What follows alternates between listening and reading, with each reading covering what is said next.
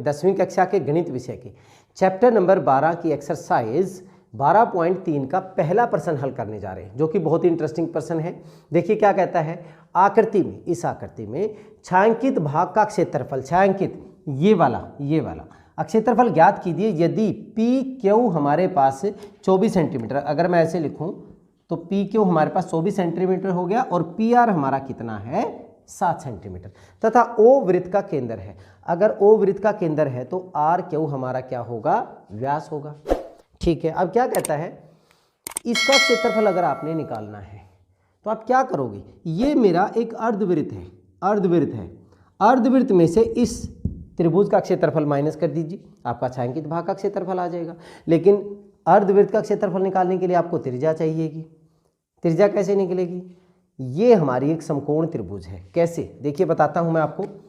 Solution हमारे पास क्या दिया है, पी क्यू बराबर है 24 सेंटीमीटर, पी आर बराबर है 7 सेंटीमीटर, कोण आर पी क्यू बराबर है 90 डिग्री। मैंने क्यों लिख दिया, देखिए आप पिछली कक्षाओं में अगर हम जाएंगे तो हमें ये पता है कि अगर अर्धवृत्त में कोई भी कोण बना है, ये हमारा व्यास है, अगर इन व्यास के सिरों से कोई भी पॉइंट पर मिलाते हैं तो ये हमारा क्या बनता है 90 डिग्री का। इसको हम बोलते हैं अर्धवृत्त में बना कोण। जितने भी होंगे, चाहे ये उस तरफ बनो, दोनों तरफ कहीं पे भी बनेंगे तो ये क्या होंगे हमारे पास, अर्धवृत्त में बने कोण क्या होते हैं, समकोण होते हैं। तो इसको मैं कारण लिख दूंगा, अर्धवृत्त में बना कोण। ठीक है, अब क्या करना है हमने, अगर ये 90 डिग्री का हो गया तो ये हमारे पास क्या बन जाएगी, एक समकोण त्रिभुज बन गई। तो अब मैं लिखूंगा समकोण त्रिभुज आर पी क्यू में क्या होगा हमारे पास, 90 के सामने वाला कर्ण होता है तो क्यू आर का स्क्वायर प्लस पी आर का स्क्वायर प्लस पी क्यू का स्क्वायर। कौन से नियम से, पाइथागोरस थ्योरम के नियम से हो गया। अब पी आर क्या है हमारे पास 7 का स्क्वायर, पी क्यू कितना है 24 का स्क्वायर, 7 का स्क्वायर 49, ये बन गया 576, कितना बन गया 625। It means Q R square हमारी कितनी बन गई 625। क्यू आर कितना बन जाएगा प्लस माइनस 25, लेकिन हमारे पास त्रिज्या है तो ये नेगेटिव नहीं हो सकती। इट मीन्स क्यू आर की वैल्यू हमारे पास कितनी होगी 25 सेंटीमीटर। ठीक है, तो वृत्त का व्यास आ गया, यहाँ पे वृत्त का जो व्यास है वो 25 सेंटीमीटर है, तो त्रिज्या कितनी हो जाएगी, इसका आधा कर दीजिए 25/2 सेंटीमीटर। बड़ा आसान सा है, 25/2। तो क्या करें फिर, अब अर्धवृत्त का क्षेत्रफल निकाल लेते हैं। अर्धवृत्त का क्षेत्रफल क्या होगा, अर्धवृत्त का क्षेत्रफल, देखिए अर्धवृत्त का क्षेत्रफल, देखिए वृत्त का क्षेत्रफल क्या होता है पाई आर स्क्वायर। अर्धवृत्त का करोगे तो आप क्या कर दोगे, /2 मीन्स 1/2, पाई का मान 22/7, त्रिज्या हमारी अब कितनी होगी 25/2 गुणा में 25/2, इतना हमारा एरिया आ गया, मीन सेंटीमीटर स्क्वायर।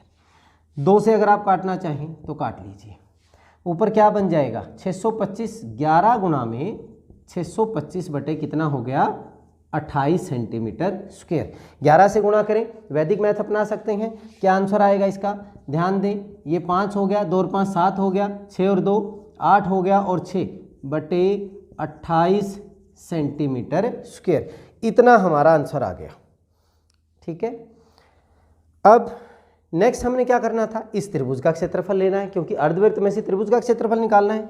तो यहाँ पे कर रहा हूँ मैं, त्रिभुज पी क्यू आर का क्षेत्रफल 1/2 आधार, चाहे इसको ले लो चाहे इसको ले लो, आधार गुणा में ऊंचाई इतने सेंटीमीटर स्क्वायर। 2 से काटेंगे कितना हो जाएगा 12 सते 84 सेंटीमीटर स्क्वायर। ये किसका आ गया, इस त्रिभुज का क्षेत्रफल।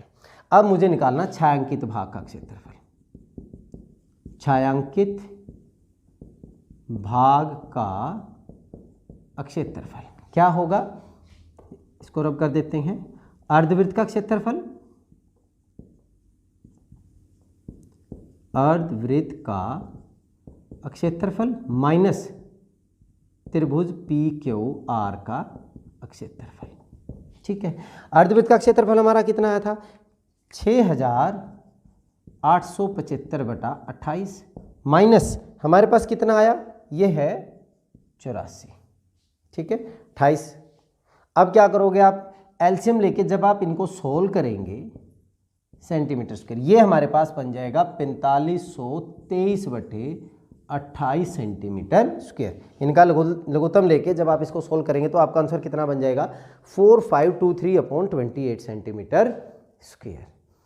इसको आप पॉइंटों में भी निकाल सकते हैं, लेकिन एनसीईआरटी में इनका आंसर ऐसे ही दिया हुआ है, तो हमने इतना ही रख दिया। बहुत ही आसान सा प्रश्न था, बड़ा इंटरेस्टिंग प्रश्न। एक्सरसाइज 12.3 के दूसरे प्रश्न को हल करने जा रहे हैं, जो बहुत ही आसान है।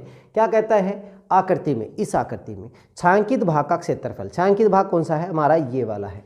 क्षेत्रफल ज्ञात कीजिए यदि केंद्र O वाले दोनों सकेंद्रीय वृत्तों, सकेंद्रीय कौन से होते हैं, जिनका केंद्र एक ही हो, तो ये वाला भी केंद्र O के साथ है, ये वाला भी केंद्र O के साथ है। वृत्तों की त्रिज्याएं क्रमशः क्या दिया हुआ है 7 सेंटीमीटर, मतलब अंदर वाले की 7 और बाहर वाले की कितनी दी हुई है 14 सेंटीमीटर।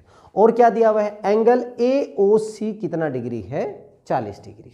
कोण भी दे दिया हमें, मतलब हमें क्या करना है, सिंपल सा, इस त्रिज्या खंड के क्षेत्रफल में से इस त्रिज्या खंड का क्षेत्रफल माइनस करना है।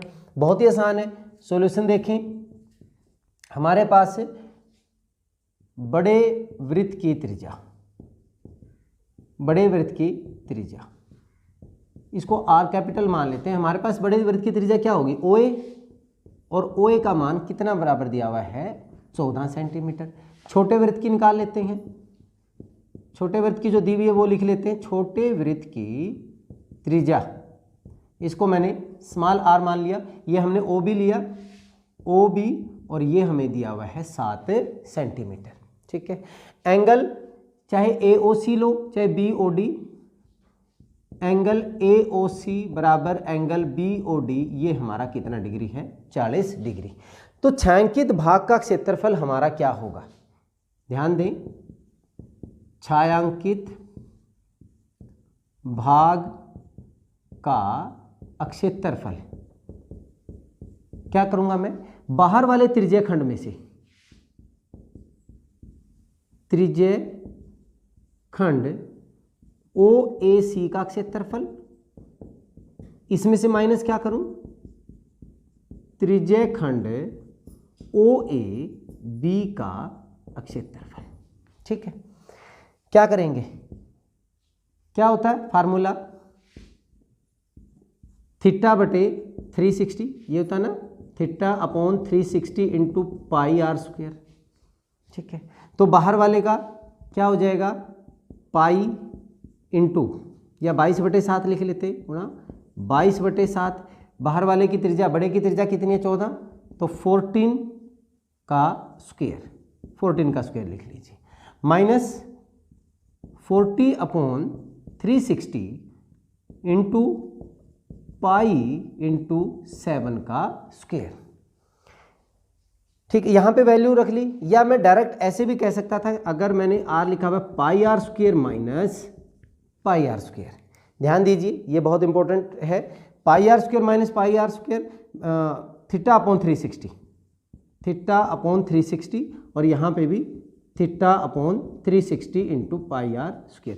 मैं क्या कॉमन लूँगा, θ/360 इंटू पाई भी कॉमन हो गया, मेरे पास क्या बचेगा r² माइनस r², ये वैल्यू एस टी चलेगी। इसको मैं कैसे लिख सकता हूँ, a² माइनस b² का फार्मूला, एक बार माइनस कर दीजिए, एक बार प्लस कर दीजिए। आप निकालने को तो इसका अलग से निकाल लो, इसका अलग से निकाल लो, माइनस कर दो तब भी आ जाएगा, बट इसमें इजी हो जाता है आगे सोल्व करना। क्या हो गया हमारा कॉमन, 40/360 इंटू 22/7 भी हमारा क्या हो गया कॉमन हो गया, क्या बचा 14 का स्क्वायर माइनस 17 का स्क्वायर, 40/360 अगर काटना चाहें काट लें हम, 1/9 आ जाता है हमारा, यहाँ पे 9, तो 1/9 इंटू 22/7, a माइनस बी, हमें तो एक बार तो क्या चाहिए 14 माइनस 7 और एक बार 14 प्लस 7, या 196 में से 49 भी माइनस कर सकते थे। तो 1/9 इंटू 22/7, ये 7 और ये कितना हो गया 21। 14 और 7 को 7 से 7 कैंसिल हो गया, 3 7 हो गया, 22 को 7 से गुणा किया 154/3 सेंटीमीटर स्क्वायर आपका क्या आ गया, छायांकित भाग का क्षेत्रफल आ गया। तो देखा आपने, बहुत ही इंटरेस्टिंग क्वेश्चन था और बहुत ही आसान है। जैसे जैसे क्वेश्चन कहता है वैसे वैसे वैल्यू आप पुट करते जाइए, बहुत ही आसान है। चलिए इस वीडियो में इतना ही, नेक्स्ट वीडियो में अगले प्रश्न के साथ मिलते हैं, तब तक के लिए जय हिंद।